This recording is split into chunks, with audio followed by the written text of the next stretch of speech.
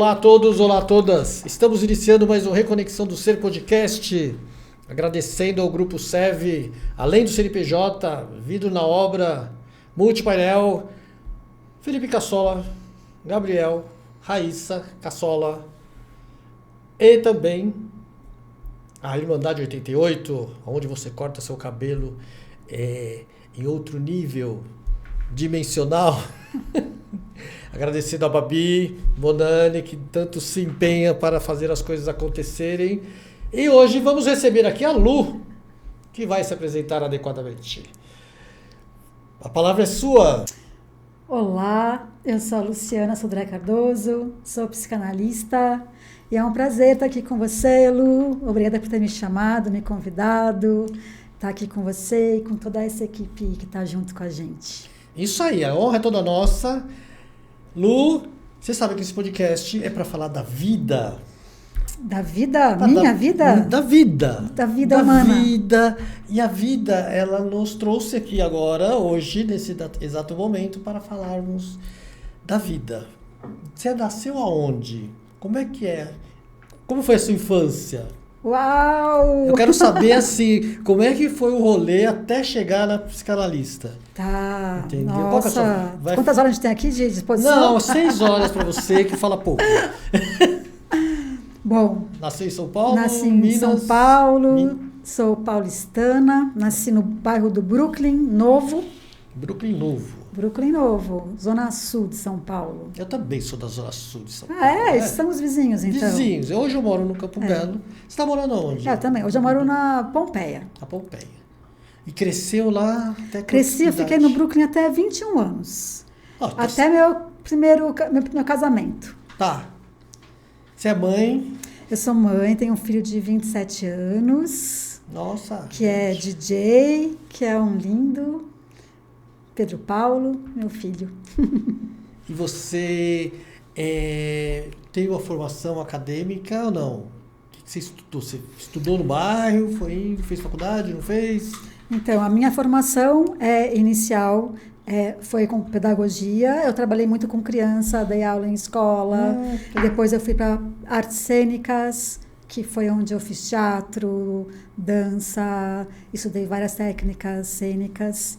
E aí que eu fui transformando, né, toda a minha atuação nas artes cênicas na terapia, que eu fui ver que eu não era artista exatamente, eu era terapeuta. E aí então eu fui trabalhando mais na parte de terapeuta mesmo, com massagem, com técnicas corporais, com educação somática do movimento, consciência corporal. E aí eu fui entrando cada vez mais nesse lugar da terapia, né, terapia ayurvédica. Fui entrando num lugar de querer entender mais o ser humano profundamente. Então, eu comecei a estudar técnicas mais holísticas. Quando eu quis ver como é que o ser humano funcionava mais, de uma maneira mais... compreender mais profundamente, digamos, a mente humana, e aí eu comecei a entrar na psicanálise, que faz 8 anos que eu estou nela. Estudando. Né? Estudando, trabalhando, enfim, psicanálise é uma área que não acaba nunca, né? Nunca vai acabar. A gente está sempre estudando, né? Tem um tripé que a gente fala, que é o que nos torna psicanalistas, que é nossa análise pessoal, o estudo constante e sempre, e a supervisão, que é nossos pares estarem junto e a gente estudando casos e tudo mais. E me fala um pouco, você já resumiu, chegou direto da psicanalista. Como é que foi a sua adolescência, a sua infância? Gente, aqui é uma sessão. Não necessariamente. Porque é o seguinte, o ser humano ele é construído. Concorda comigo? Sim, é uma construção. Essa construção que é a proposta. Sim. De como, porque eu vejo assim, tem muita gente que está na vida e perdida.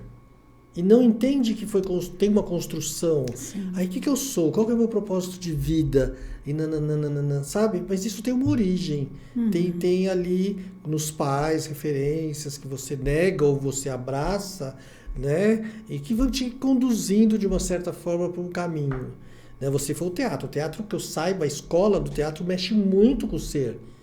né? Você tem experiências sensoriais muito fortes, você chora, você tem que se entregar, confiar no outro e Tem muitas vivências no teatro, né? Dali você saiu.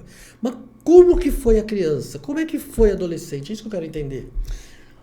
Olha, Luiz, não foi muito simples, digamos assim. Eu sou uma filha caçula de 4 irmãos, né? 4 irmãos? Homens? Não, tem 2 homens e uma mulher. Tá, 2 casais. Isso, 2 casais. E eu sou a caçula. Então, eu passei um pouco da infância meio sozinha, porque meus irmãos eram todos muito mais velhos que eu. Eu sou a raspa de tacho. Sei como que é. Quando fala, né? O meu irmão mais novo, antes de mim, tem 7 anos a mais que eu. Depois 9, depois 12. Então, cada um já tinha a sua vida própria, né? E aí eu nasci, né? Por algum destino aí, que eu não sei qual, vim parar aqui na Terra. E aí, então assim, eu era meio que filha caçula, que ficava sozinha em casa, que ficava... Não tinha com quem brincar. Sem muita companhia. Mas aí depois eu fui crescendo, fui brincando, fui criando amizades e criando toda essa vida social, né? E aí tudo bem, tive uma infância normal, tranquila, mas sempre tive dificuldade na escola, com matemática, repeti de ano por causa de matemática. Foi uma infância bem difícil na relação escolar, com relação a questões de exatas. Eu sempre fui muito mais para humanas, digamos assim. Mas ok, me virei, estou aqui, sobrevivi. Né? Na minha adolescência já era mais rebelde, digamos, né? Eu gostava de ter uma vida mais livre. E aí minha mãe era uma pessoa mais séria, e aí não deixava fazer as coisas, eu acabava dando um jeito de fazer, namorava, não deixava namorar, e eu mesmo assim namorava, enfim. Ela era controladora, tipo, os seus pais? Era ou era o padrão medrosa, talvez, assim, né? Tipo, tinha uma coisa mais de... Enfim, mas também eu não era muito fácil, assim. Se eu queria, eu fazia e pronto. Não tinha quem falasse que não. Também, enfim, não sei quem é. Não, essa época que você fala, a gente deve ter uma idade parecida, tinha uma coisa na sociedade que era a igreja católica. Que hoje já tem um monte de igreja, né? Hoje já virou, né, uma diversidade dentro desse lance de Bíblia muito grande, assim. Mas na época não era tanto assim. Você não via tanto outras coisas. E o que acontecia? Todas as famílias tinham mais ou menos o mesmo modus operandi de criar os filhos. Eu notei isso na época. Então, era horário, tinha uma disciplina. A mãe era do lar, a maioria das mulheres ficavam em casa enquanto o homem trabalhava. Então, tinha um rolê ali que você não podia aprontar na rua, que a mãe do outro ia ver, ia falar com a sua... Né? Hoje em dia não. Hoje em dia, mudou bem. Apesar de que na minha família, minha mãe trabalhava o dia inteiro. Então, na minha também. Ela não aparecia em casa, só à noite, cansada. E meu pai que, enfim, era uma família bem diferente. Diferente do normal. Não tinha como entrar nesse esquema mais padrão, talvez, na época, né? Não, se seu pai ficava em casa e sua mãe Não, minha mãe não ficava em casa, mas a minha mãe que era mais... que cuidava da casa, que sustentava a casa, que era tipo aquela que realmente dava conta de tudo. Ela era o yin da casa, era o yang da casa, no caso. Ela era meio que era a energia masculina, vamos dizer assim. Sim. Do provedor. Então tinha voz ativa. Bastante. Eu entendo o que você está falando. Minha mãe também, ela sempre trabalhou e tal. Depois de uma certa idade, ela pôs alguém em casa e foi trabalhar. Era assistente social, minha mãe. Enfim. E aí você foi criada dentro... Porque não tinha ninguém na tua casa para também te controlar, né? Pelo que você está falando. Eles estavam trabalhando, de dia pelo menos você... eu ficava mais livre em casa sozinha, né? Talvez por isso que eu também eu sou meio de ficar no meu mundinho, gosto de ficar sozinha, gosto de ficar na minha casa, de morar sozinha. Talvez por isso, porque eu acostumei com esse universo mais solitário, digamos, né? Mas eu sempre gostei de ter amigos, gostava de socializar. Mas eu tinha esse lugar mais protegido estando comigo, sozinha, assim. Você aprendeu meio bebê até, né? Você para pensar, né? A distância era muito grande, né? Era muito grande, minha mãe mais ausente, minha avó ficava mais comigo, ou a minha irmã, quando ela podia também, que ela tinha a vida dela. Enfim. Foi que foi. Enfim, a gente vai se virando na vida, né, Lu? Conforme a gente pode. E a adolescência? A adolescência Foi uma adolescência Normal, pai. de sair com os amigos, de ir em festa, de dançar. Acampava? Muito teatro, muita vida cultural, muito cinema, vida cultural intensa na minha adolescência, que eu fazia teatro também, então eu ia assistir peças, enfim, era a minha vida. Acampava? Acampei já, mas não era tão parte da minha vida, era mais a vida cultural urbana mesmo.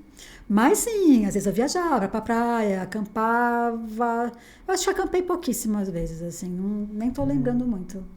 Mas assim, uma ou duas vezes talvez. Paulistana mesmo, você Paulistana da arte, da gema. do rolê, Sim. vamos conhecer. Curiosa? Curiosa? Você é muito curiosa até hoje?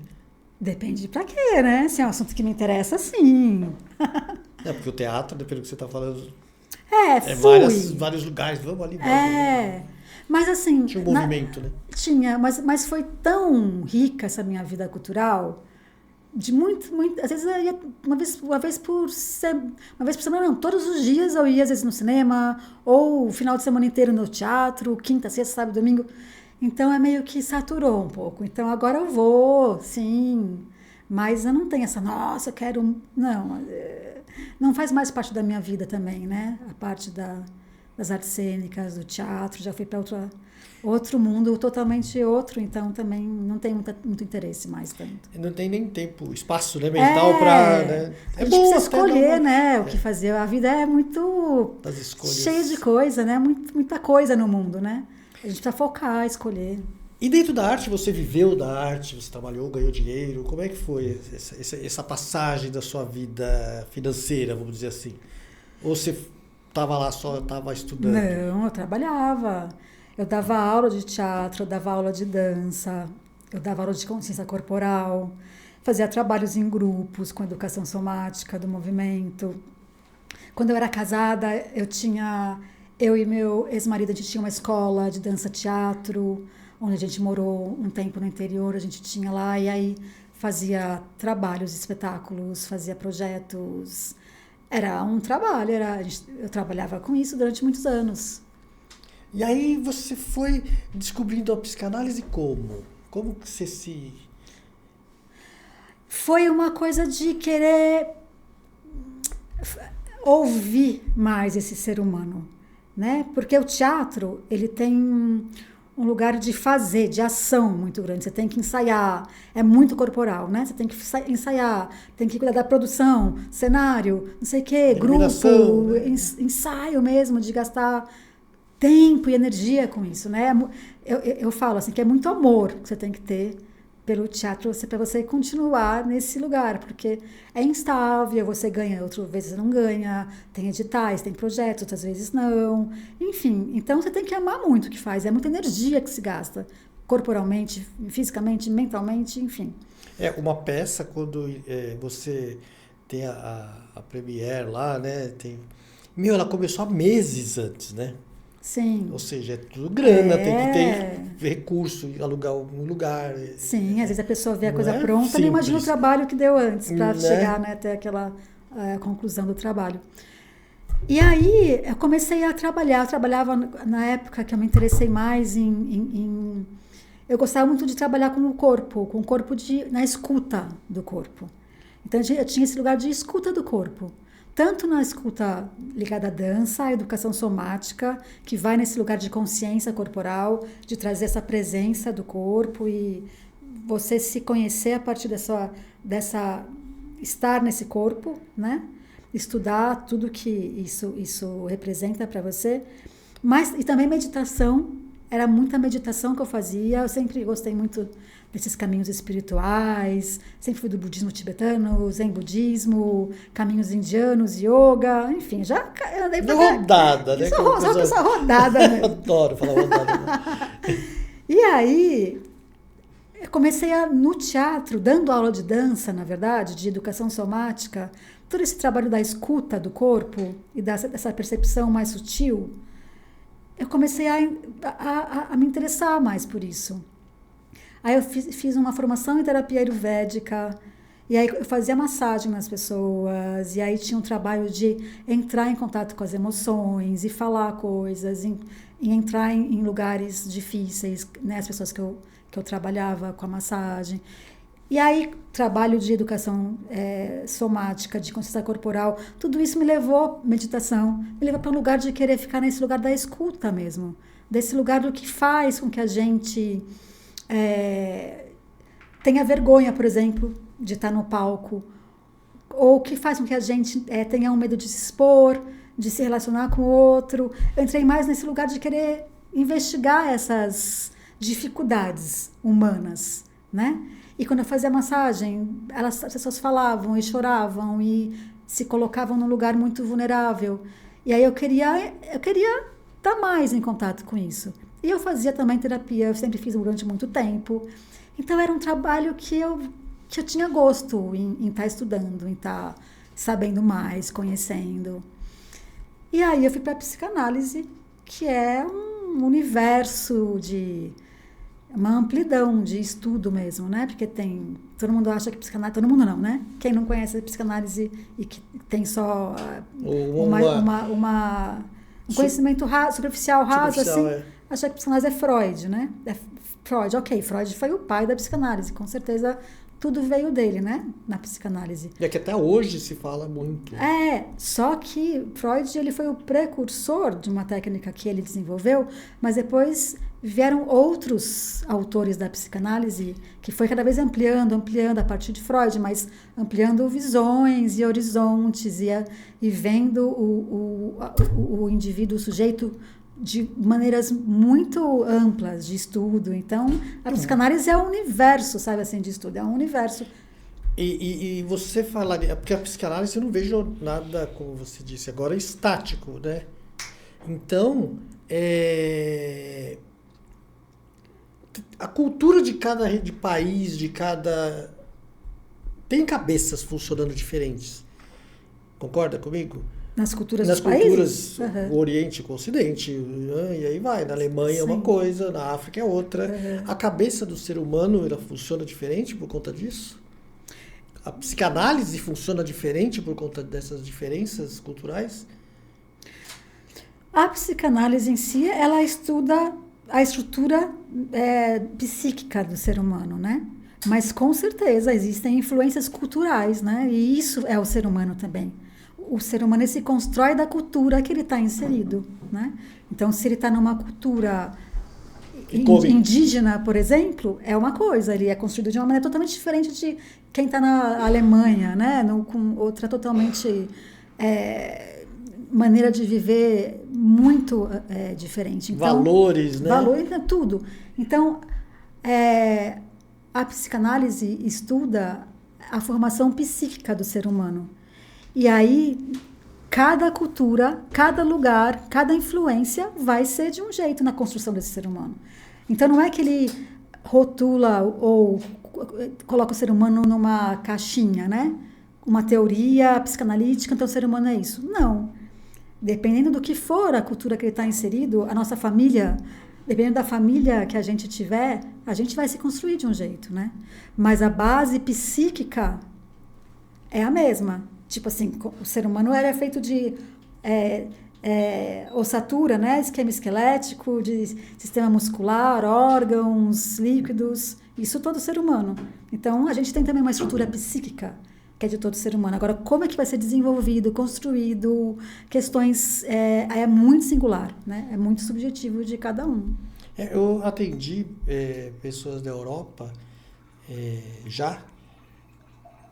Eu estou te perguntando isso porque foi muito desafiante para mim, a primeira vez, pessoalmente, porque eu trabalho com o coração, né? Sabe? Você é cardiologista? Não.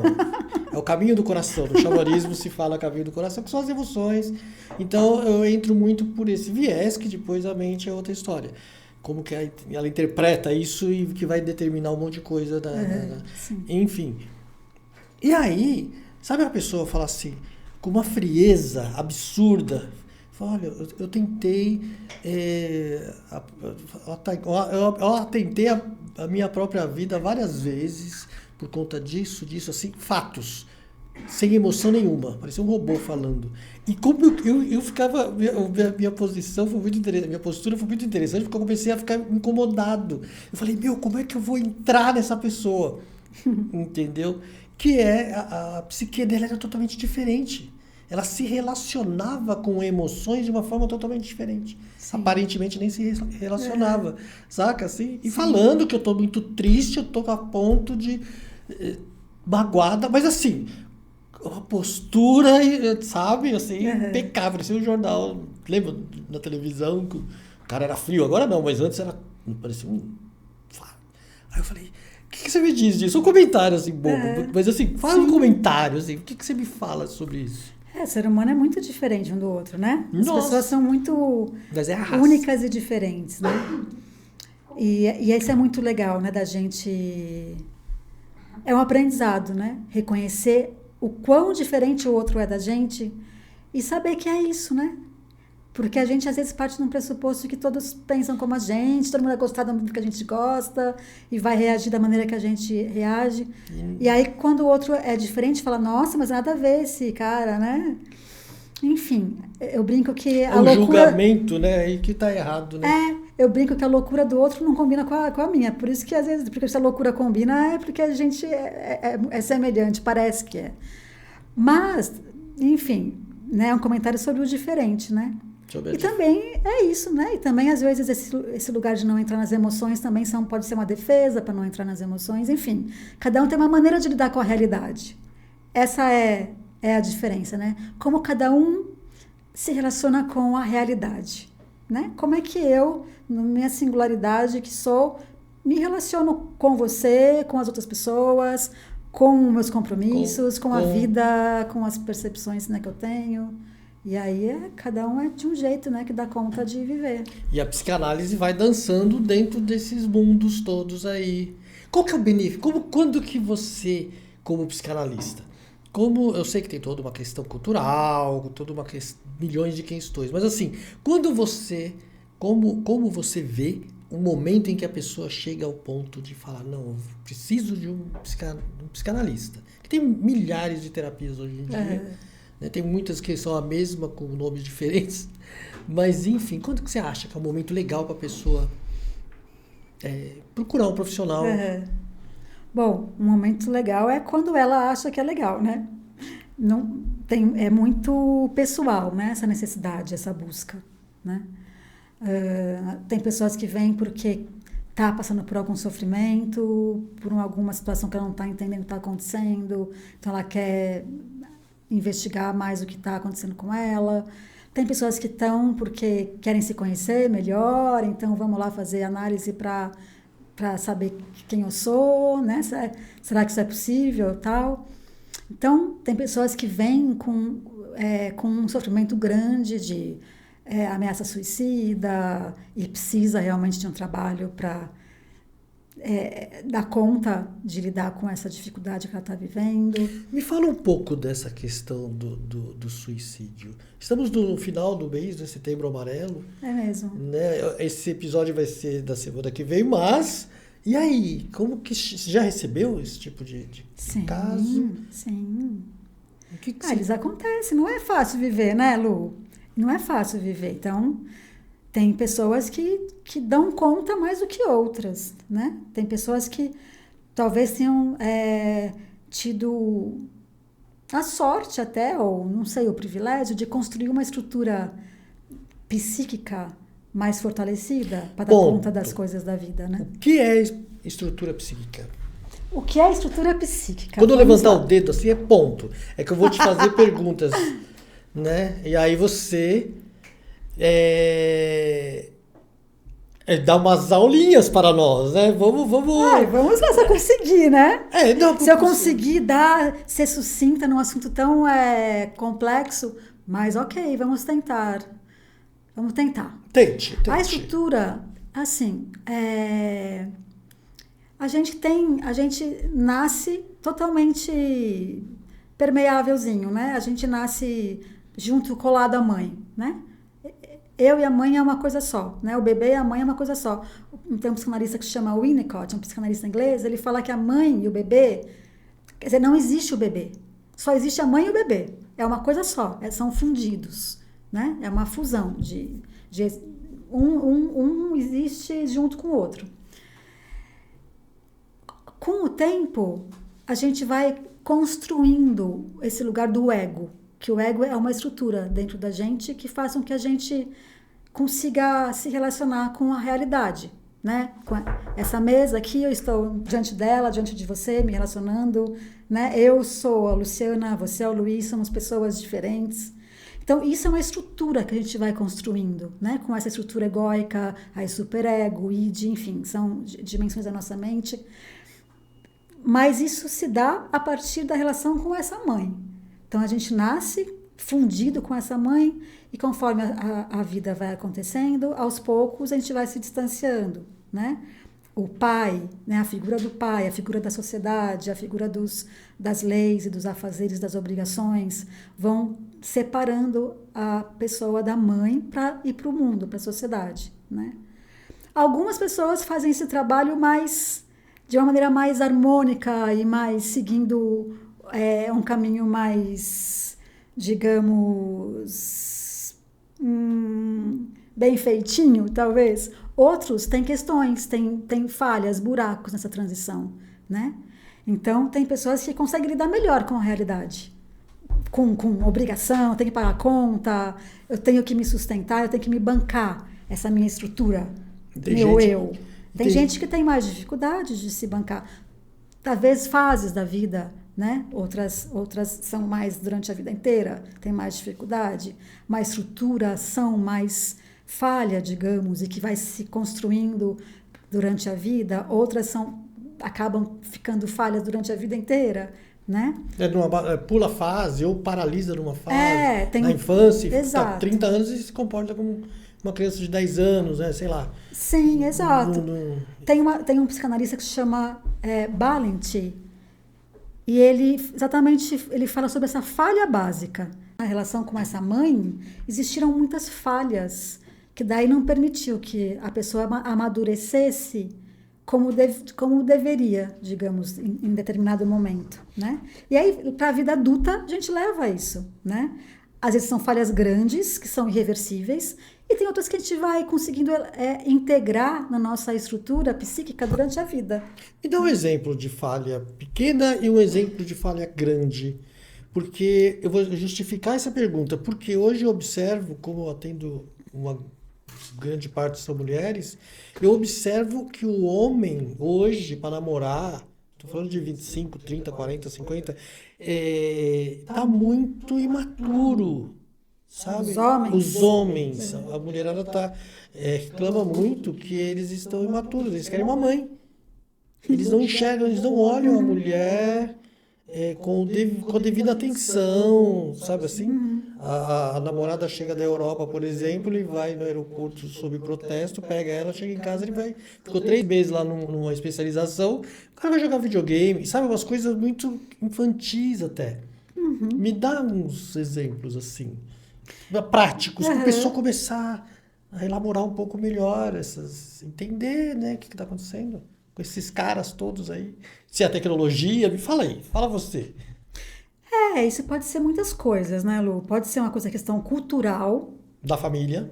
Cultural da sociedade mesmo, né? De ver o homem como esse lugar que ele pode ter a vida que ele quer, ele não precisa ter responsabilidades com filho, com esposa, com família, ele pode curtir mais a vida, bancando, pagando, ele pode fazer o que ele quiser, ou simplesmente realmente nesse lugar de filho, né? Porque a gente tem uma sociedade que às vezes estimula até isso, né? Eu posso, sei lá, ter amantes, não sei o quê, mas daí eu volto para minha mulher, que é a mãe. Que isso, né? É antigo, digamos. E essa mãe, mulher, esposa, cuida da casa, cuida do filho. Cuida de mim, né? Aqueles homens que falam, onde é que tá não sei o quê? Onde é que tá a minha cueca? Onde é que tá a chave do carro? Tipo, não consegue ter essa autonomia, né? Porque ele foi educado assim, ou a sociedade acaba também criando homens assim, crianças, né? Não necessariamente é uma falha estrutural da personalidade, mas é uma falha cultural mesmo, do patriarcado que estamos, né?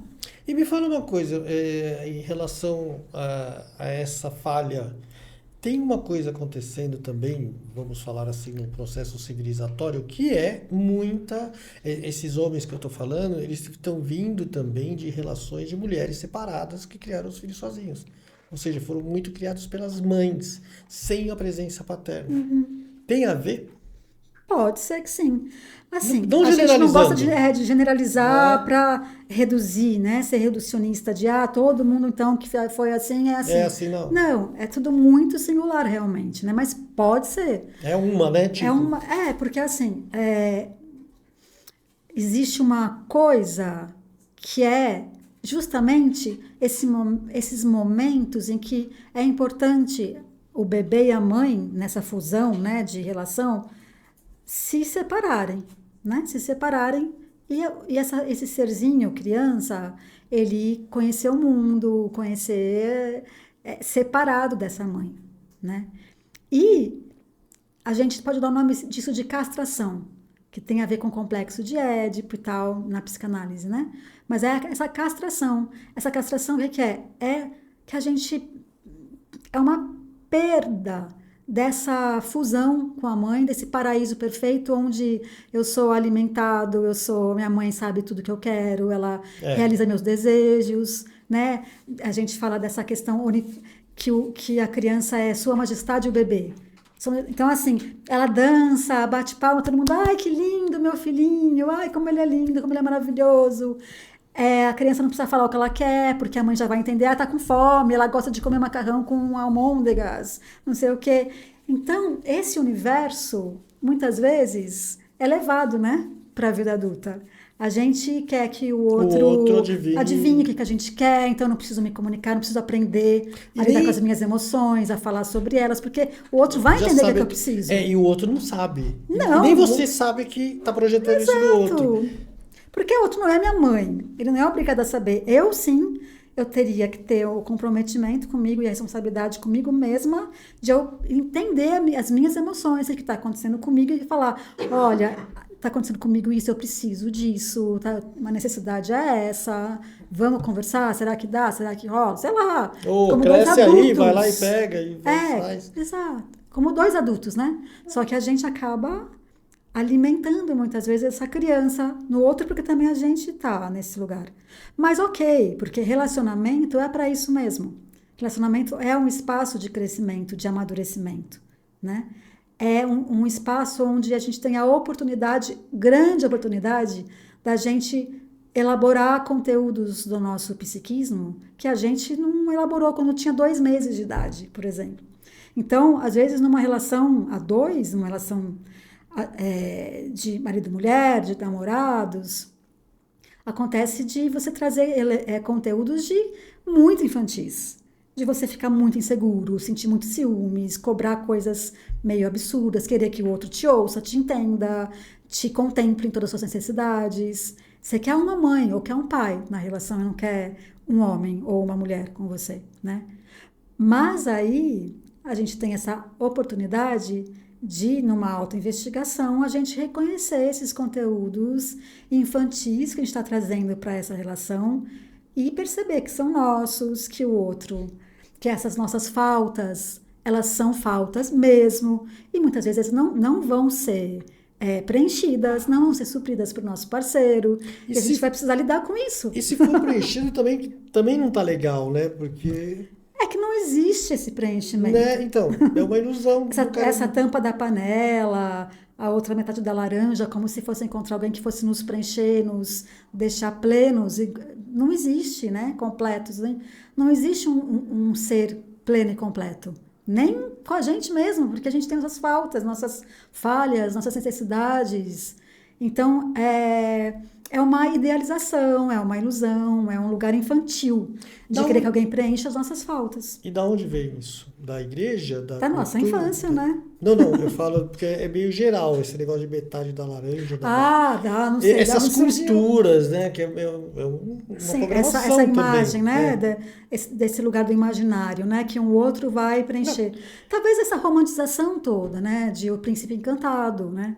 O príncipe encantado vai aparecer e vai me deixar fazer felizes para sempre, né? É um lugar de acreditar que vai chegar alguém que vai me salvar. nesse lugar do salvador. Ou homem ou mulher, ou marido ou esposa. Exato, esse outro que vai ser capaz de me salvar de um lugar da minha vida que é difícil, né? Porque não é simples viver, né? De novo, eu já falei, acho que segunda vez ou terceira Pode vez eu falar, aqui. eu quero que você fale mais mesmo, para Porque entrar. não é simples a vida, ser humano nessa terra, nesse corpo. Então, cara, várias vezes a gente vai estar num lugar de desamparo, e a gente vai querer que um outro nos salve, mas...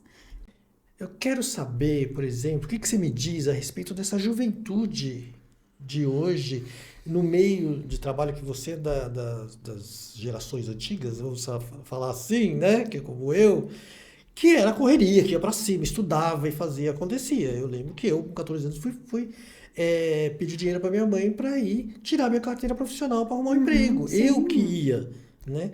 E hoje está diferente das empresas, grandes empresas. Tem uma amiga minha que trabalha na Globo e ela mexe com esse pessoal jovem, de 25 anos para baixo, vamos falar assim. Não é bem assim, mas...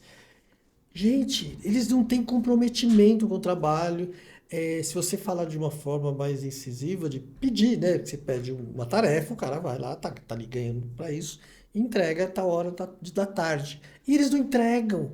Eles ficam no mundo de Bob, que a gente falava muito antes, né? Meu, como é que é? Ela fica louca, ela tá ficando, sabe, precisando de terapias e terapias, porque, cara, não tem, é uma mimizento, acho que o mundo tem que dar para ele, que é muito bebê isso daí, né? Que você falou hoje. O que você me diz dessas gerações que são muito diferentes? Antes a gente tinha uma pegada mais independente, mais cedo. Você queria sair de casa, você queria trabalhar, ter seu dinheiro, saca? Eu lembro da primeira vez que eu recebi o meu primeiro salário, como eu fiquei feliz, sabe? Eu queria independência. Hoje não, porque tá todo mundo, entre aspas, não generalizando, mas querendo ficar naquela zona de conforto absurda e achando que o mundo tem que dar o que eles querem na hora que eles querem e estão no mercado de trabalho. Como é que você me fala? Como é que você me vê esse futuro aí? Nossa, ver como é que eu vejo esse futuro é difícil, né? É difícil, porque a gente está numa fase do planeta, né, da humanidade que está muito incógnita, né? Muita coisa acontecendo nova, muita coisa nova diferente acontecendo, né? Mas talvez essa juventude, dessas gerações mais novas, esteja nesse lugar de, não sei, eu só posso falar a partir de hipóteses de coisas que eu acho, né, do que eu vejo. Não tem como falar de coisas assim, é isso ou é aquilo, porque é tudo muito novo. Não, e são tribos diferentes, e tem muitas tribos, enfim, não dá para... Exato. Mas eu acho que tem uma coisa que é muito importante de ser falada, eu acho, que hoje em dia existe uma coisa que se chama celular, né? Smartphone. Esse lugar que você fica o dia inteiro rolando a tela e abduzido, se distraindo e não está presente, né? Você não está conectado com a realidade do mundo, né? E você pode passar horas sem perceber que você estava no celular. Não sei como é que você se lida com o celular. Às vezes, eu falo, gente, eu tinha que fazer tal coisa aqui ainda. O meu avisa em 20 minutos, se eu precisar. Então, tem que ter um mecanismo desse. Às vezes eu desligo, eu deixo longe de mim para não querer correr o risco de ver. Para poder, se eu tiver que estudar ou fazer alguma coisa que eu tenha que me concentrar, eu deixo ele longe. Então, eu sempre fico meio que associando, assim, por exemplo, hoje em dia, né, as mães amamentam os seus filhos, muitas vezes olhando o celular. Então, assim, né, o bebê está aqui no colo. Ela não está com o bebê, né? Não, ela está olhando o celular. Eu já vi demais isso aí. Isso acontece muito hoje em dia. E, assim, é fundamental essa relação da mãe com o bebê, né? Eu só queria fazer um parênteses aqui, que, assim, a gente coloca muito que é fundamental essa relação da mãe com o bebê, e coloca que é tudo culpa da mãe, e coloca essa responsabilidade na mãe. É muita responsabilidade da mãe, sim. Mas, da mesma forma que a mãe acolhe esse bebê e dá borda e faz com que essa criança esteja apoiada, segura, protegida e acolhida, o que é fundamental e básico para a formação da estrutura de um ser humano, é importante que essa mãe tenha também um apoio, um acolhimento, uma proteção, pessoas, né, seja o pai, seja a rede de apoio, que estejam também dando esse suporte para ela, né? Então, assim, a mãe é fundamental, mas é fundamental que a mãe receba também isso. Então, não é só a mãe que está envolvida com a educação dessa criança, é a mãe com a rede de apoio e o pai, E o que se pai. estiver presente, é maravilha, porque daí a mãe vai estar contemplada na necessidade dela, né? E aí ela pode estar cuidando desse bebê. Então, porque muitas vezes as pessoas dão muita responsabilidade para a mãe, como se a E culpa se de tudo do eximem- mundo é não. da mãe. Só que a mãe precisa de ter apoio para dar conta de ter uma criança. Eu falo assim, pelo menos nos primeiros anos, entre aspas, os 2 primeiros anos, a ligação da mãe com o bebê é muito forte. Não, é fundamental. E é fundamental. E o pai, ele participa e tal, mas a função dele é cuidar dos dois, cuidar principalmente da mãe, Exato. porque a mãe estando bem, o filho vai estar bem. Exato. Eu vejo assim. É uma equipe. É Cada uma um tem uma equipe, função, né? exato. Não tem como. A mãe cuida do bebê, a mãe é muito importante, a mãe é fundamental. Nossa, ela. Mas o pai também é fundamental. Então, assim, não tem quem é mais fundamental. É. É um todo participando da criação dessa criança, né? E aí, né, voltando para a tela do celular e a mãe amamentando, é muito importante esse olhar da mãe para essa criança. O olhar da mãe vai construir o eu dessa criança.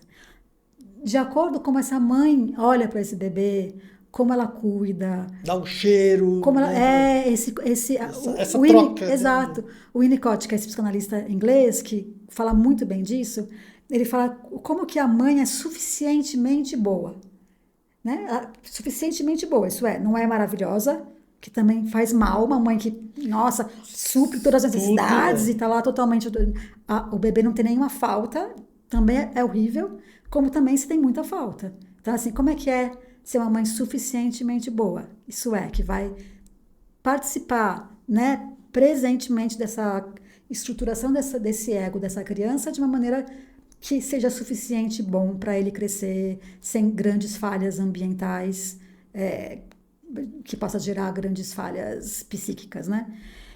E esse olhar da mãe é fundamental. Para isso. Porque isso a gente se faz enquanto olhar da mãe. A minha mãe me vê dessa forma, então eu sou isso. Então eu acredito que eu sou isso. Né? A minha mãe me olha com carinho, com amor e fala, ai, que bebê lindo. Então eu sou querido, eu sou amado. Ou a minha mãe, nossa... Eu mereço, né? Eu pertenço. Exato, eu posso confiar, eu estou aqui num mundo, num ambiente confiável, que eu posso relaxar, que eu posso mamar, que eu posso chorar, que eu posso ter raiva, que eu vou estar acolhido, independente do que eu sentir, do que eu for, né? Ou se minha mãe, você é horrível, você não presta, você é péssimo, ele vai se formar com essa ideia. Enfim, estou dando exemplos bem óbvios aqui, são às vezes sutilezas grandes, né, no dia a dia que acontece na relação com uma mãe e um bebê. Então, é muito importante a presença dessa mãe quando está amamentando esse bebê, cuidando, dando carinho, nesse holding, nesse acolhimento, nesse apoio, nesse suporte, nessa borda que está dando para o bebê, ou no cuidado de trocar fralda, de dar banho, de dar carinho, de... Brincar. Então, tudo isso vai formar essa estrutura, a nossa estrutura. Quando a gente perguntou lá atrás, o que é a nossa estrutura? Isso é a nossa estrutura. A gente vai ter uma estrutura... E me fala uma coisa dessa. Fala, terminou. Então, a gente vai ter uma estrutura mais fortalecida, mais com confiança na vida, no outro. Se a gente se a relação com essa mãe também, ou com esse pai, com os cuidadores, né? Que não é só a mãe, né? São os cuidadores adultos que estão envolvidos com essa criança, com esse bebê. Então, a gente vai ter uma estrutura mais fortalecida, mais integrada, mais fragmentada, de acordo com que da forma que a gente se relacionou com essas figuras parentais, né, que a gente teve na nossa infância. Então, hoje em dia, os pais, eles estão bastante presentes? Os pais ou cuidadores, os adultos que estão responsáveis por essas crianças, eles estão realmente presentes na educação dessas crianças? Como é que está sendo?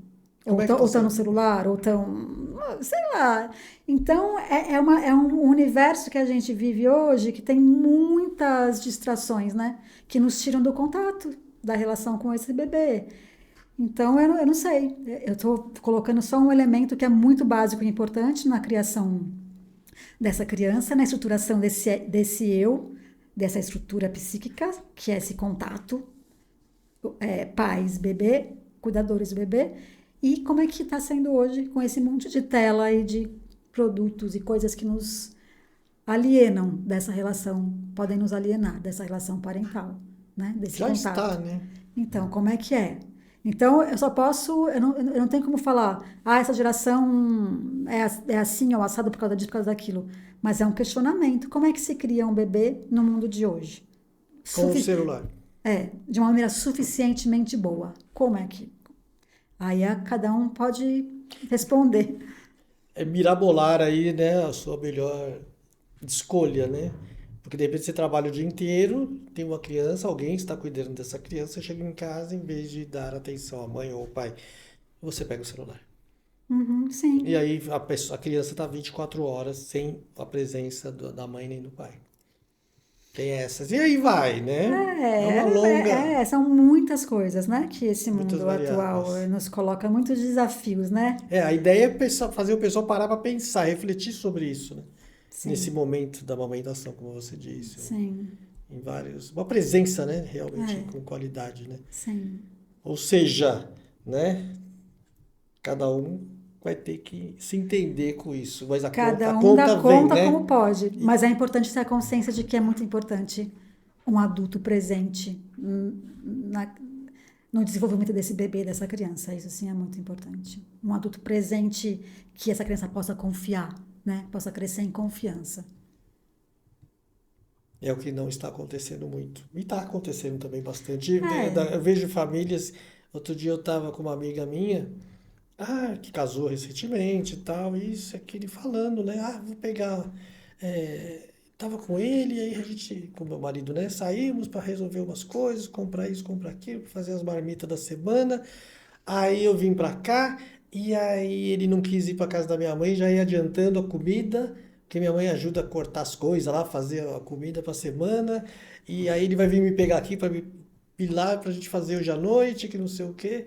E eu olhei e falei, meu, umas coisas que não encaixou logo de vez, mas eu falei, putz, eles arrumam muitas desculpas para estarem juntos, fazendo comida, né? Um casal já de 30 e poucos anos, casados, os pais já com 60, 70, e a neta a filha mora lá com a netinha de 5, 6 anos, você entendeu? E tá todo mundo junto fazendo comida. Eu falei, que lindo! sim. Isso existe ainda aqui em São Paulo, né?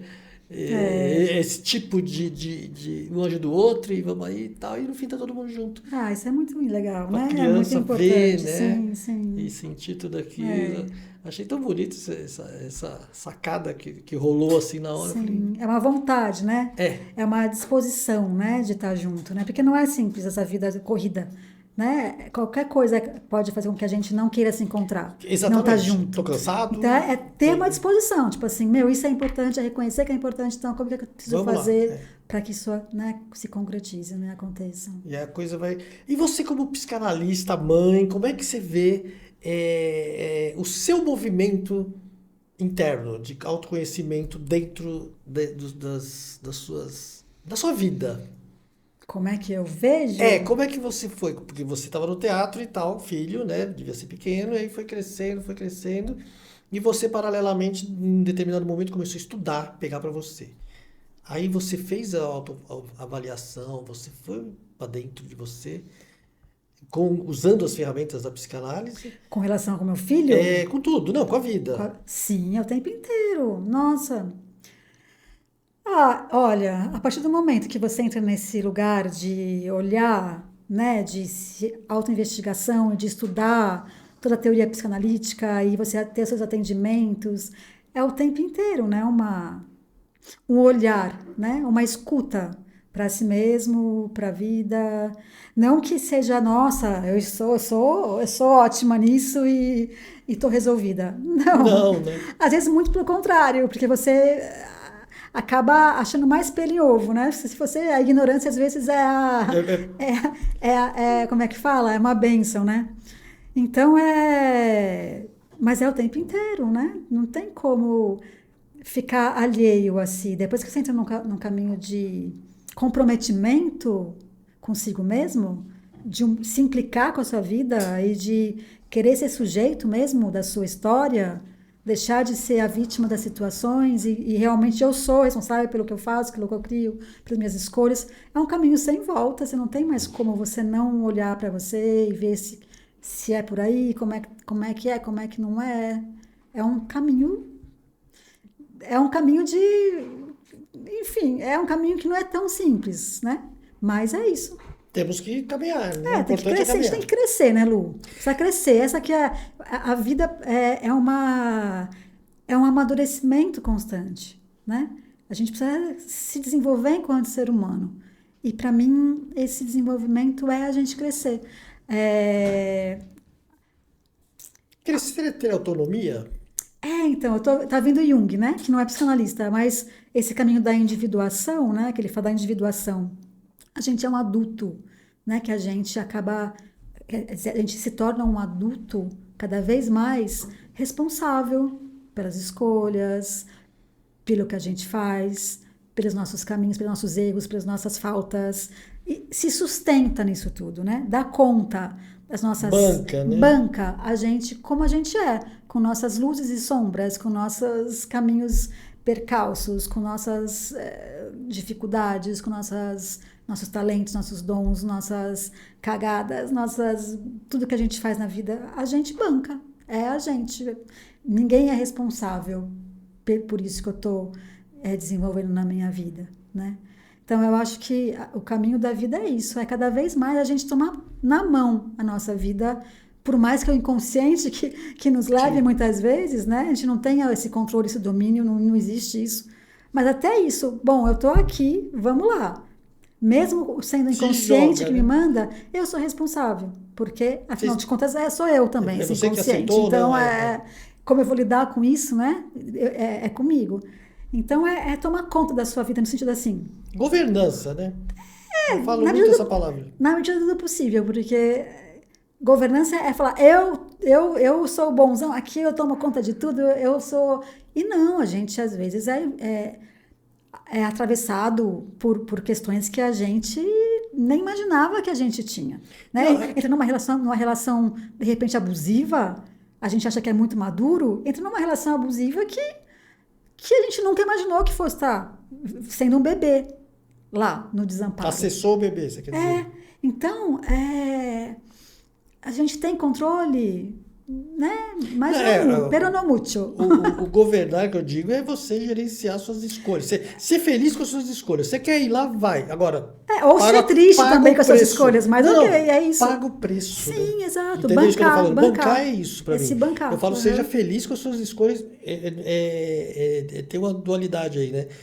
De repente foi triste, mas seja feliz. Foi você que escolheu esse caminho. Agora. Tá triste porque tá tudo certo, tá triste. Sim, tá triste, isso que eu tô falando. Tá feliz, enfim, isso, a vida é isso. Você escolheu, tá tudo bem. Essa é a governança, você tá bem. Tem uma frase que fala assim, é muito, muito bonita, que agora vai dar branco, que veio agora, quando eu comecei a falar, esqueci. Mas assim, lembrei, que o grande guerreiro, né, a grande guerreira, está sempre pronto para qualquer resultado.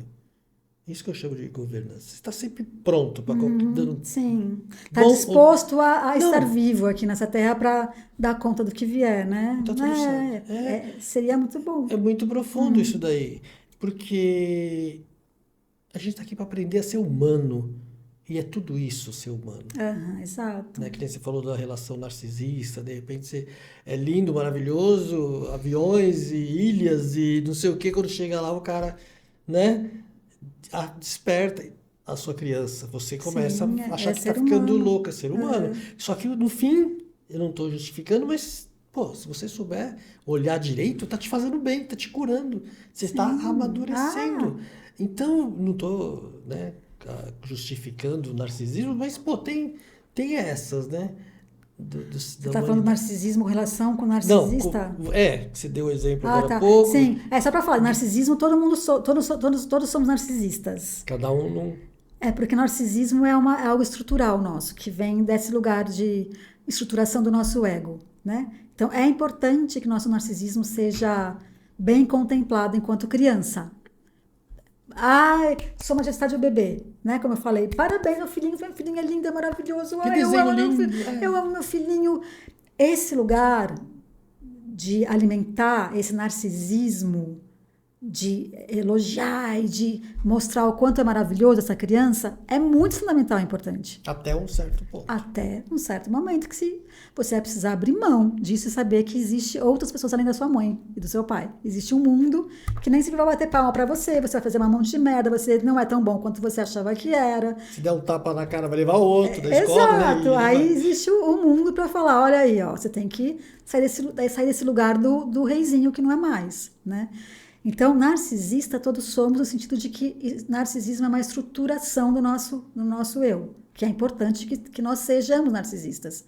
A questão é a patologia, né? Existe uma patologia que é o que dá um nome para esses relacionamentos com narcisismo.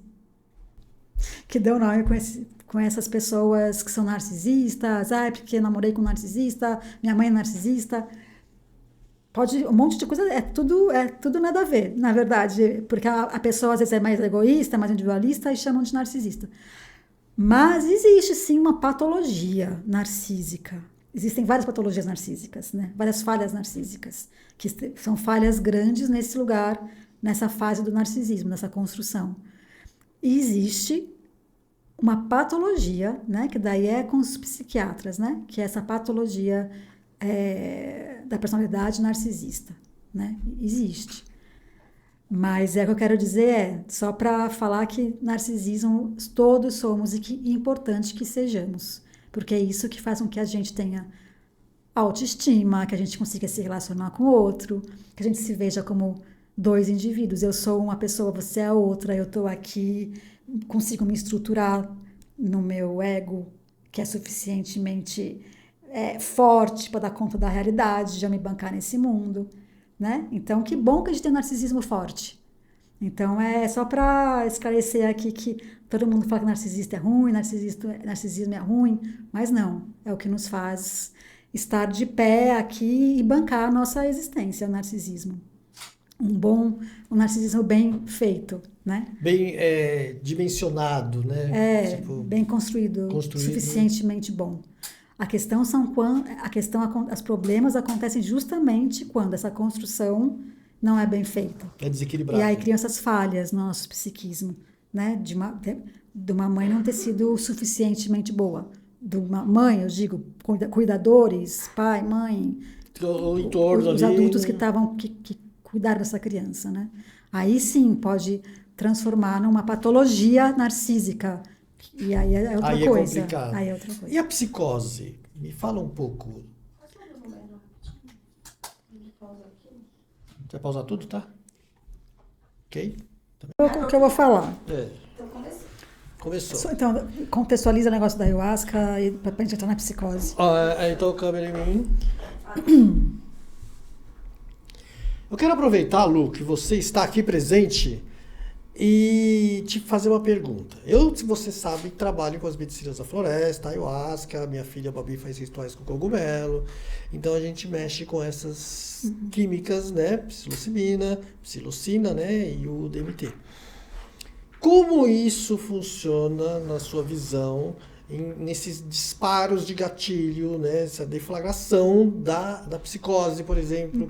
Como é que você vê isso nesse... Hoje em dia, né, a ayahuasca virou, sabe, fora como eu posso te falar, a banalização dessa medicina está muito comum, né, está normal a pessoa surtar nas coisas. Os dirigentes não sabem lidar com isso, nem ao menos encaminhar. Na verdade, eles não sabem nem fazer uma anamnese, a maioria, né? Tem muita gente boa fazendo, mas tem isso. Então, a coisa começa antes da ayahuasca.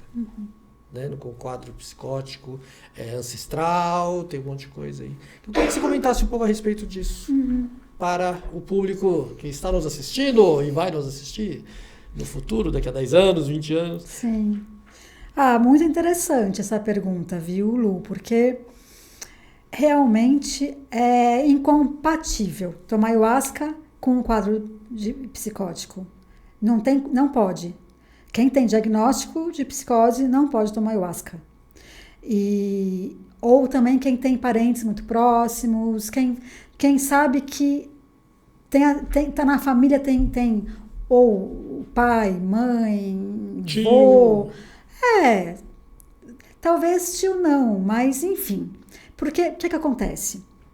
A psicose não é uma doença, é uma estrutura do nosso psiquismo. A gente tem 3 estruturas clínicas, né? Que é psicose, neurose e perversão.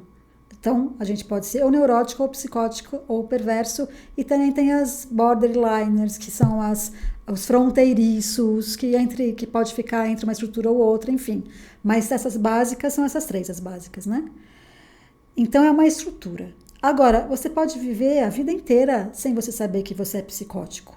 Você pode suspeitar, porque você é um pouco diferente na relação com a realidade. Porque o psicótico, o que é? Ele tem uma relação, a maneira dele lidar com a realidade é outra. Não existe muita separação entre mim e o outro. É tudo uma coisa só que se mistura, né? Não tem um eu estruturado realmente. Isso me remeteu ao bebê. Boa observação. Tem a ver? Totalmente. Quando a gente é bebê, né? Como eu já falei aqui, a gente é fusionado com a nossa mãe, né? A gente tem esse fusionamento, relação de uma coisa só. Só que daí a gente vai crescendo, vai amadurecendo enquanto estrutura do nosso psiquismo, vai construindo o nosso eu, vai recebendo influências do pai, de outros adultos, a mãe já não é totalmente fusionada com a gente tem o mundo que adentra essa relação entre mãe e filho, né?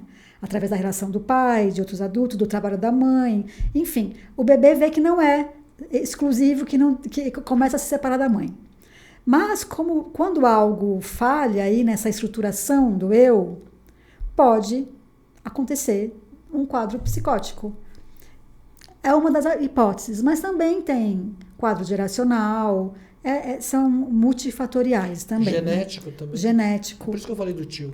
Nos Sim, meus rituais exato. eu não permito parentes próximos. Sim, é um cuidado. Porque o tio vem, né? Da onde? Do mesmo pai e da mesma sim, mãe, né? Sim. Então, avós. Então a psicose pode ser dessa relação que esse corte, digamos assim, né? De separar mãe e filho pode não ter sido muito bem elaborado aí. Também pode ser questões multifatoriais onde a genética está incluída. E os filhos adotivos, por exemplo? Que teve um corte brusco logo quando bebê, vamos falar dos bebês. Como é que eles... Varia muito, né? Varia muito, que a gente não sabe como é que se deu a história dessa criança, a relação. Como é que foi a separação. Então, pode ter entrado um outro adulto que cuidou muito bem dessa criança. Que supriu esse corte. Exato. Pode ter entrado um adulto que cuidava muito dessa criança. Então, por isso que quando a gente fala a responsabilidade é toda da mãe, não. Porque a mãe às vezes vai trabalhar, a mãe às vezes vai fazer outras coisas, mas tem um adulto lá inteiro, eu digo assim, presente, né? Suficientemente presente lá no cuidado desse bebê. Que é importante que tenha, que é isso que vai fazer com que esse bebê cresça enquanto estrutura suficientemente bem estruturada para dar conta da vida, assim, né? Enfim, cada um com seus percalços, mas se estruturar enquanto um indivíduo, um sujeito, um eu mais fortalecido, né? Então, e aí... Você queria perguntar alguma coisa? Não, eu ia perguntar da ayahuasca. Então, aí com relação à ayahuasca, percebe que a gente está falando desse fusionamento, né? De não conseguir separar muito eu e o outro. E a ayahuasca, a gente super força a nossa estrutura psíquica.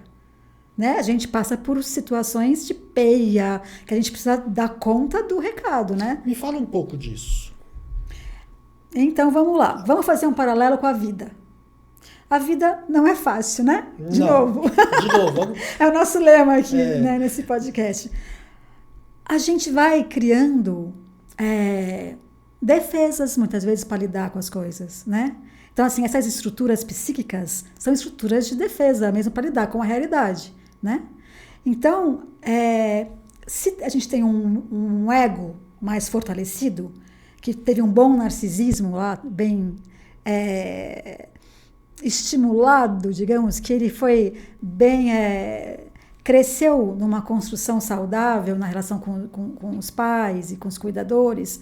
Então, a chance dele ter uma estrutura egóica mais fortalecida e dar conta das dificuldades da vida é mais provável que aconteça. Porque ter que pagar conta, ter que lidar com dificuldades de chefe, de filho, de mulher, de esposa, de relacionamento, de lidar com as suas emoções, com as suas crises, processar tudo que você vive emocionalmente, processar as cobranças do mundo. Tudo isso exige uma estrutura minimamente forte para dar conta, né? A gente pode entrar em crise, pode cair, pode ir para os fundos dos infernos, mas a gente sai. Você né? quer dizer que essa pressão da vida natural, vamos dizer assim, pode causar, por exemplo, uma fuga para o pânico, para a psicose, para a esquizofrenia? Nem tanto, porque já é outra história, né? Aí você... Sim, a esquizofrenia, a psicose pode acontecer um surto psicótico diante de uma pressão grande, de uma cobrança, de uma exigência muito grande. Aí nasce um quadro psicótico, sim. Porque eu já atendi jovens, uma jovem que no trabalho, com 22 anos, deram muita responsabilidade para ela. Ela teve um surto psicótico assim, grande, enorme, sim. E não tem nada a ver com dependência química, com ayahuasca, com bebida, com qualquer coisa. Foi o trabalho que disparou. Porque essa estrutura interna desse eu talvez estivesse mais frágil, né, para dar conta. Eu, para ser sincero, não concordo nesse caso, não. Foi muita pressão mesmo. Ela não tinha maturidade emocional para lidar com aquilo. Então, mas aí que tá. Então, peraí, você está falando de maturidade emocional. Cada coisa no seu tempo, né? Porque muitas vezes uma criança também não está pronta para lidar com questões de pais que não são adultos o suficiente e que brigam ou que dão responsabilidades grandes para a criança que ela não está ainda pronta para arcar, ou que elas não estão ainda, ou que a mãe ou o pai pegam ela para serem conselheiros porque estão brigando com o pai e fala para tua mãe, não sei o quê. Resolve para mim, né? Pais que não dão conta de serem adultos e têm filhos, e aí muitas vezes a criança pode já vi muito amadurecer antes do tempo. Antes do tempo. E aí, quando amadurece antes do tempo, o que acontece? Pode criar um intelectualismo racional, uma dimensão racional muito grande, de dar conta racionalmente, intelectualmente da situação, mas emocionalmente muito frágil. A estrutura emocional é frágil. Um vai, o outro fica, né? Exato. Para dar conta do recado, ela tem que criar um artifício de defesa, racional. Né? Exato, sistema de defesa. Você tem que dar conta, você tem que sobreviver, você tem que mostrar que você é capaz, senão seus pais não vão te amar. Ou não vão, como o pai não atende, a mãe não atende, ele começa a acordar sozinho, vai fazer o café sozinho, vai ir para a escola sozinho. Exato. E aí, emocionalmente, como é que fica? É isso que você está falando. Emocionalmente, eles não vão amadurecer emocionalmente. E isso acontece com muitas crianças, né? Crianças a gente chama parentalizadas isso, que é quando os pais, eles passam incumbências e responsabilidades, acreditando que é assim que devia ser feito, como deram conta, e aí tem aquele sonho, né, na verdade, da criança de ser adulto. Na verdade, é isso que acontece. Eu lembro quando eu queria fazer 18 anos. Não é? Toda criança quer ser adulto. Nossa, que legal ser adulto, que legal ser grande. E isso acaba mexendo nesse sonho dessa criança. Que daí, nossa, que legal que meus pais estão dando essa responsabilidade para mim. Então, muitas crianças gostam. Só que tem um preço muito grande, né? Que emocionalmente elas podem acabar ficando bem imaturas num lugar que não pôde ser criança. Não pôde. E aí, racionalmente, sim. Racionalmente são bem desenvolvidos. Então, tem essa defasagem, né? Muitas vezes acontece isso. Bom, mas voltando lá para a ayahuasca, né? Que a gente estava falando Sim. sobre psicose, ayahuasca. Na psicose, a gente pode viver uma vida sem ter um surto psicótico e ter uma estrutura psicótica. E, às vezes, numa injunção, né? Que a gente fala, uma injunção é uma cobrança muito grande de algo que esteja acontecendo na vida desse sujeito, aí ele vai ter um surto psicótico, pode desencadear. Num trabalho de ayahuasca, a mesma coisa, porque a gente tem que ter uma estrutura muito forte para dar conta de um trabalho de ayahuasca. Porque, né? Muita É informação. muita coisa. Vários... Mexe com questões muito fortes e profundas, né? A gente entra em lugares muito difíceis, muitas vezes, que precisa dar conta. Então, a gente entra, vai lá, às vezes, para os infernos, né? Nas peias, mas ressuscita, né? Sai. E um psicótico pode, talvez, não dar conta. E aí o que acontece? E aí tem um surto psicótico. No meio do Pode do ter, trabalho. pode acontecer, ou depois, ou enfim. Mas pode desencadear, sim. Eu já vi muito. Tem gente que tem surto mesmo e tem gente que não sabe lidar e grita e faz aquele escarcéu todo. Porque... Mas aí tem que ver se isso é uma maneira dele dar conta. Então, a gente tem que... Como a vida, cada um dá conta como pode, né? Talvez no trabalho de ayahuasca cada um dá conta como pode também, né? Porque às vezes você entra em lugares que, só gritando. Que nem montanha-russa. Então a gente só consegue na montanha-russa gritando, porque alivia, ameniza a angústia de estar naquele lugar horrível. Ou se divertir. É um prazer, Tem gente que se diverte e dá risada. Se diverte, mas é uma diversão junto com um sofrimento também. Não é? Montanha-russa é prazer, mas também tem um sofrimento envolvido, né? As duas coisas lá. O tempo todo, E às vezes gritando, você sente menos angústia, menos sofrimento. Você consegue meio que... Mas né? e se a pessoa faz isso para chamar atenção? Bom, carência, por exemplo. Pode ser a maneira dela lidar com a vida, chamando atenção. Talvez ela... É essa maneira que ela descobriu que, sendo carente, chamando atenção, ela consegue algum apoio, alguma coisa. Então, assim, ela dá conta da vida. Talvez não seja a melhor maneira, mas até então pode ser onde ela conseguiu dar conta. Talvez ela mude depois disso, né? Não sei. Mas tudo tem aquela coisa que sempre as pessoas fazem o melhor que elas podem, né? Dentro daquele... Né? Às vezes a gente acha um horror aquela outra pessoa. Nossa, mas foi o melhor que ele pôde fazer. A gente não sabe o que está acontecendo dentro dele. A gente não tem como saber. Como que estão as emoções dele para lidar com aquilo que está acontecendo com você, por exemplo. Né? Cada um dá conta da vida como pode. E você falando da conta da vida como pode, cada um vê a vida com os mapas dele, segundo a ótica dele. Como que você, psicanalista, vê isso? Eu olho para você, eu posso ver um monte de coisa em você que você não está vendo. Concorda? Eu estou falando de autoimagem. Você tem uma autoimagem, eu tenho uma imagem de você que é diferente dela. Uhum. Que eu vejo hoje em dia, tem muita gente que não trabalha, trinca, sabe, com a vida, paga as contas, trabalha, mas não se valoriza. E a vida fica sem sentido. O que você diz para essas pessoas? Ela sabe, sozinha, trabalhou, foi lá, fez faculdade, não sei o que, tá uma super empresa, tá ganhando legal, né, dentro do... Né, ganhando legal. Mas... Pô, eu não digo nada, né? Porque quem sou eu para dizer alguma coisa para essa pessoa? Um mas eu posso falar uma pessoa. pouco. Estou falando de um quadro muito comum que está se apresentando para mim. Essa menos-valia, assim, né? Essa baixa autoestima, é isso? De não, tipo isso. Não se autovalorizar diante do que ela conquistou, do que ela viveu, do que ela é. Mais profundo, do que ela é. Sim. Então, isso tem a ver com aquilo que a gente está falando do narcisismo, né? De lá de trás. Muitas vezes, sim, muitas vezes. Talvez ela, né, tenha tido questões lá nessa época, enquanto criança, pequenininha, que estava no narcisismo primário lá com os pais, que hoje ela não se reconhece. E aí ela cresceu de um jeito que talvez os pais não olharam para ela como deveriam, talvez, enfim. É difícil você colocar, isso, 2 mais 2 são 4. Não, são vários, né? E cada um é uma vida, é uma história. Exato. No nosso psiquismo não tem 2 mais 2 são 4. Não existe isso. Mas uma das possibilidades pode ser essa. Da construção. Dessa construção. E aí essa autoestima é falha, né? Às vezes ela não se valoriza, às vezes se acha horrível, menos, enfim. Aí também é fortalecer esse lugar, né? É fortalecer o eu mesmo, essa estrutura. E falar, porque essa estrutura, o que é? Se bancar na vida, né? É se bancar. E para se bancar, você precisa se valorizar. Falar assim, acreditar em você. Eu dou conta disso. Exato, eu dou conta de fazer isso.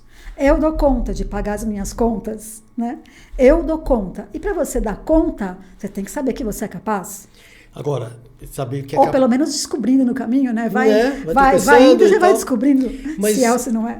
Falando assim, você, para isso, tem que ter disciplina, tem que se querer. Porque tem um preço, né? Você ganhar o salário lá numa empresa, você não sai, acorda cedo, tem que chegar no horário, tem que e sair toda semana trabalhar direitinho, que se você faltar perde o domingo. É o mundo dos adultos. Que é o mundo dos adultos. Exato. Exatamente. E o mundo dos adultos é algo a ser conquistado. Ou não. Às vezes não dá mais para ser conquistado. Um psicótico é difícil conquistar o mundo dos adultos. E aí? Porque ele está nesse fusionamento que a gente estava falando com essa mãe. Por mais que não exista a mãe mais fisicamente, né? Porque sempre por mais que nossa infância já passou, foi lá no passado, mas tudo que a gente viveu está aqui, né? Então, passou enquanto tempo cronológico daquela experiência e tal. Mas o que ficou daquela experiência está aqui. Sou eu. Sou eu. Tá. Eu sou todas as minhas experiências. Eu sou tudo isso. É a minha construção enquanto ser aqui. É isso. Então, o adulto é um processo a se tornar adulto, né? Tem pessoas que não se tornam adultos. Você está falando de uma forma muito interessante que eu estou vendo um caminhar a ser adulto, a estar adulto. E aí depois a vida segue. Vamos ter um passo a passo, né, entre aspas, que se você não recebe passo a passo, ou não... Sim, né, exato. Você para ali, em alguns corpos, né, como eu falo, em algumas áreas da sua vida, vamos dizer assim também. Sim. E aí não... Essa fase dos primeiros anos é muito importante, né? Fundamental. Primeiros 3 anos, principalmente, assim, porque é onde realmente a gente forma a nossa estrutura, do nosso psiquismo mesmo, né? Então, é fundamental. Agora, a gente tem a chance de amadurecer pela vida inteira, né? Não é porque teve alguma falha lá, quando eu tinha 2 anos, 3 anos, 2 meses de idade, que eu vou ficar paralisado lá, né? O Winnicott, que é esse psicanalista francês que eu já falei, ele fala que todos temos a tendência à integração. Isso é, retomando aqui, ele fala, né, o Winnicott... Assim, você fala assim, e aí, então? Como que é o nome do cara? O Winnicott. O que ele falou? Ele fala que todos temos uma tendência à integração. O que seria essa integração? Integrar as falhas ambientais, que ele dá o nome da mãe ou os cuidadores, os adultos presentes, são o ambiente desse bebê, né? Então, a partir de falhas ambientais que aconteceram nesse processo de criança, de bebê, a gente pode integrar, né, o que não foi integrado no nosso psiquismo durante a vida inteira.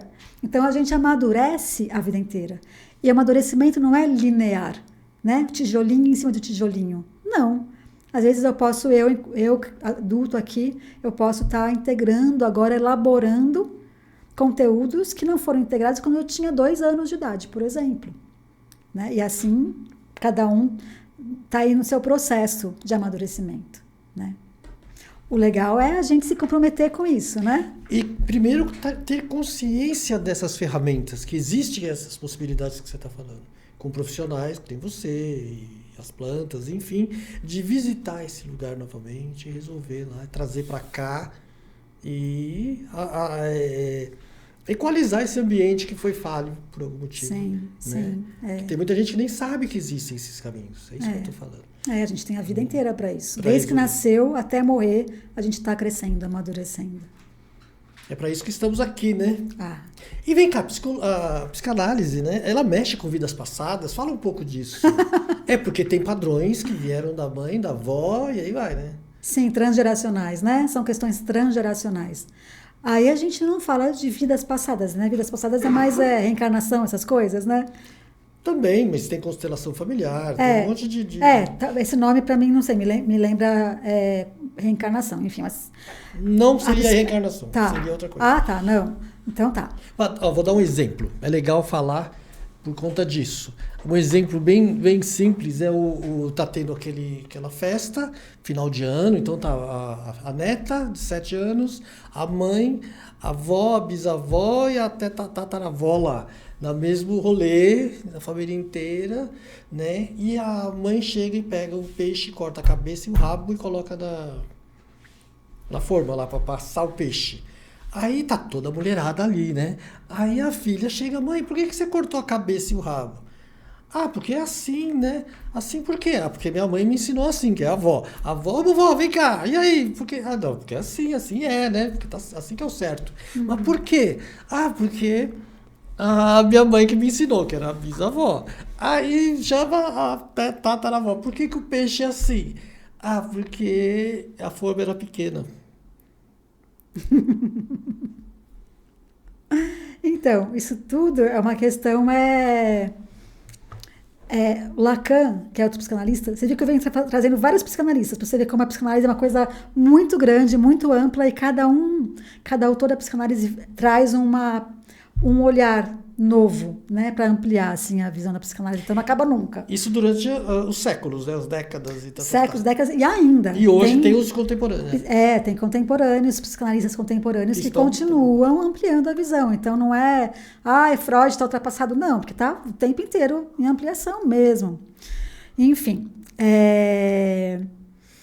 Então, Lacan, ele fala que a gente nasce na língua, o inconsciente, que é tudo isso, inclusive, que você falou, as vidas passadas, né? Os antepassados. Está tudo nesse inconsciente aqui, né? E ele fala que o inconsciente é uma linguagem. É uma linguagem. Então, se uma criança está vendo a avó, a mãe, falar isso desse jeito, é isso, né? Ela recebe isso. Então, né? Ela traz isso com ela. A gente já nasce na linguagem, já nasce nessa linguagem familiar, enfim, nesse contexto todo, nesse ambiente todo, né? Que a gente já, antes da gente nascer, a gente já é falado, inclusive, né? Então, e aí esse exemplo, em cima do que você está falando, quando a criança pergunta e a resposta vem, ela ali, ou todas ali, tem o poder de ressignificar esse cortar a cabeça e o rabo. Porque a forma é maior. Concorda comigo? Tem o poder de ressignificar. Ou seja, quebrar um padrão de crença. Pode ter ou não, né? Depende do trabalho falando. Que a pessoa fizer, ou se tiver sorte de ter uma inspiração, uma lucidez, né? Senão seria muito fácil, né? Você tá o tempo inteiro... Tem questões que a gente traz realmente, né? Que nossos pais também têm, questões nossas que nossos pais também têm. E aí a gente leva para a vida inteira até morrer. Tem pessoas que não, tem pessoas que conseguem. Cara, não, eu quero fazer diferente. Foi assim essa repetição me fez sofrer, não faz bem para mim. Eu quero fazer diferente. E aí consegue sair, dar o pulo e sair dessa repetição, né? E a psicanálise ajuda nisso. Sim, também. A criar uma nova história. A criar na sua história. Né? Porque a gente vem de uma repetição. E aí isso não tem nada de criativo. Isso é só, né? É ladeira abaixo, assim. Repetição, pulsão de morte, enfim. E a gente, fazendo análise, a gente cria um aprendizado. Aprende, né? Cria um caminho para criar novas histórias, né? Para a gente tomar mais posse da criação da nossa história. Por mais que a gente tenha esse inconsciente que toma conta muitas vezes. Ok, é isso. Mas a gente pode se apropriar mais e fazer diferente. Como é que eu posso contar diferente a minha história? Como é que eu posso contar diferente dos meus pais? Como é que eu posso contar diferente do que eu tive até agora, essa história aqui desse jeito? Como é que eu posso fazer diferente?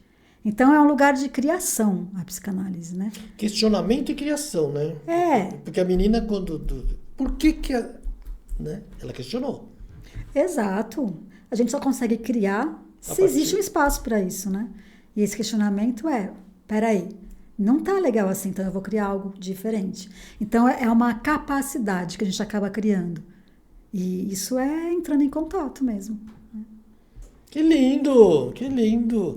Aqui é o seguinte, antes de encerrar, a gente pede para o convidado, a convidada, que é você no caso, olhar para aquela câmera e deixar uma mensagem. Ai, meu Deus, que medo. Para todos e para todas. E essa mensagem, você, mãe, mulher, profissional, com toda a tua vida, não vamos falar só da psique urbana. O que você falaria para esse povo de uma forma geral? Porque quando a gente fala de homem que tá não sei o quê, tem mulher, tem mãe, tem vó, tem toda uma sociedade que tá precisando muito de ajuda, você sabe disso. E tem muita gente que nem sabe que existe essa ajuda. Então, sei lá, é uma mensagem geral aí, com o seu coração. Fala aí pro povo. E antes de tudo, quero te agradecer, desculpa, que eu sei que respirou fundo, né, pra falar. E eu quero te agradecer pela presença. Lu, gratidão. Eu que te agradeço, meu. Muito legal estar aqui. E vou te convidar de novo em breve para né, tá falarmos outras coisas. Aquela câmera. Nossa, que responsabilidade, né? Falar algo para tanta gente. Mas eu acho que talvez o que eu possa falar é sobre comprometimento, sabe? O quanto é importante se comprometer com a nossa vida. O quanto que é importante esse lugar de realmente entrar em contato e falar, é minha vida. Como é que é isso? Como é que eu sou? Conhecer mais esse lugar e poder criar coisas novas a partir desse comprometimento com a vida, que sempre é possível ter novas escolhas, novos caminhos, novas possibilidades mais felizes, mais benéficas pra gente, pra quem tá perto da gente. Gratidão! Pra quem tava meio assim pra falar, falou bonito. E eu quero te agradecer novamente, agradecer ao pessoal da técnica, que por coincidência é minha filha, Babi Bonani. Você, depois vou pedir para você os arrobas e tal.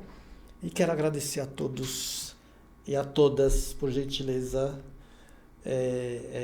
Por gentileza foi horrível. Eu estava pensando outra coisa. Quero agradecer a todos aí, os patrocinadores e todos que acompanham o canal. E divulguem, compartilhem, para que mais pessoas toquem, né, o coração de mais pessoas com esse tipo de pessoa falando com o coração aí, transmitindo bastante informação bacana para ajudar todos nós crescermos, amadurecermos, como ela disse, que nunca paramos. Então vamos reagir e procurar, né, ferramentas para que isso aconteça com mais clareza e lucidez, tá bom? Grande beijo, gratidão!